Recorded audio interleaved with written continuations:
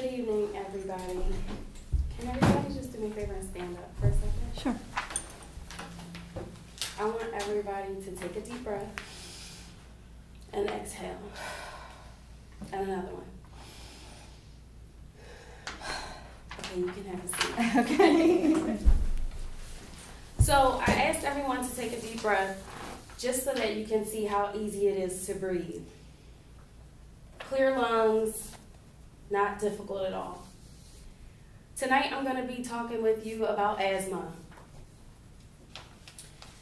It's so relevant in society today, especially working in the Children's Hospital. You see it a lot.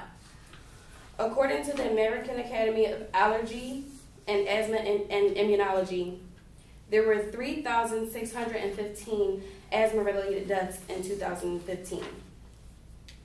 Children under 18 years old made up 219 of those deaths. Tonight you're going to learn about what asthma is, some of the symptoms, some of the triggers, and some of the treatments of asthma. An adult can suffer with asthma, and it can be really difficult. There are a lot of different triggers, but even for children, because their lungs are so much smaller and their bodies are so much smaller than adults, it can be a lot more difficult on their bodies and a lot more taxing on their bodies, making it more difficult, and they have a harder time, so a lot of children have to be hospitalized due to the asthma.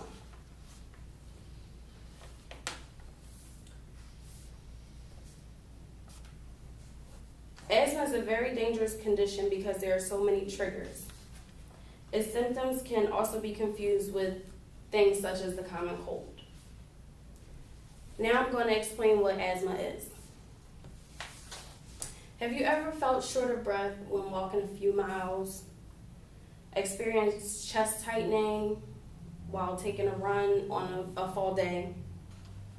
Or heard a whistling sound in your lungs while breathing? These are possibly symptoms of asthma. Asthma is a chronic lung disease where the bronchioles, which are the little branches in your lungs, they become restricted, or constricted rather. So it's kind of like allergies, like someone with a peanut allergy. So if you have like a peanut allergy and you become exposed to peanuts, you can, if you have severe allergies such as anaphylaxis, your airway will constrict. So it's the same kind of like with asthma. So if you have a trigger that can trigger an asthma attack, your bronchioles will constrict and become inflamed, making it more difficult for you to breathe. Bronchioles, like I stated, carry air into the lungs, and when they constrict, it makes it more difficult to breathe. Because the airways become constricted, it can cause wheezing, which makes a whistling sound into the lungs. This usually occurs when you exhale.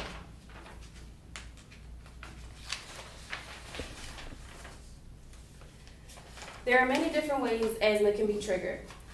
Next, I'm going to tell you about some of the causes/triggers of asthma.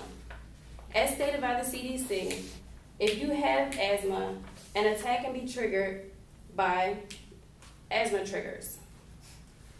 It is always best to avoid asthma triggers. If that's not possible, make sure to have a maintenance medicine. Some asthma triggers are cigarette smoke, pets, mold, cockroach allergen, which is the droppings from cockroaches. These are triggers that can be avoided. However, some are triggers that cannot be avoided. Those triggers are exposures to flu, some respiratory viruses, physical activity, and change in weather or bad weather, to name a few. Like I mentioned before, it's just like having an allergy to food.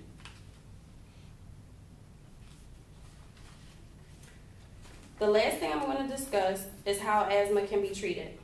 At reference.com, it states that there are various treatments to asthma. Since there's no cure for asthma, treatment involves controlling the symptoms. One of the treatments is an inhaler.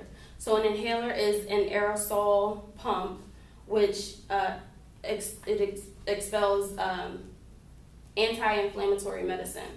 So with the medicine, it goes directly into your lungs and it'll decrease the inflammation in your lungs, making it easier for you to breathe. So because you're inhaling it, it goes directly into the lungs. Another source of treatment is anti-inflammatory steroids. A common one is prednisone. It's an oral steroid drug which you can take over the course of anywhere between 3 to 10 days, depending on the milligram. It's a slower releasing drug than albuterol because it's not going directly into your lungs. It's more so, it goes through the bloodstream. So when you take it orally, it kind of takes a little while to build up, but it also reduces the effect of any triggers while you're on the medication.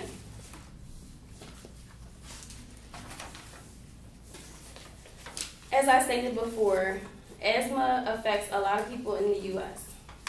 Most people diagnosed with asthma were diagnosed at a young age. I myself was diagnosed with asthma at a young age, and I'm still dealing with it to this day, even with my children. I hope that by explaining to you what asthma is, some of its symptoms, some of its triggers, and some treatments for it will allow you to be mindful of something that so many people take for granted. Thank you.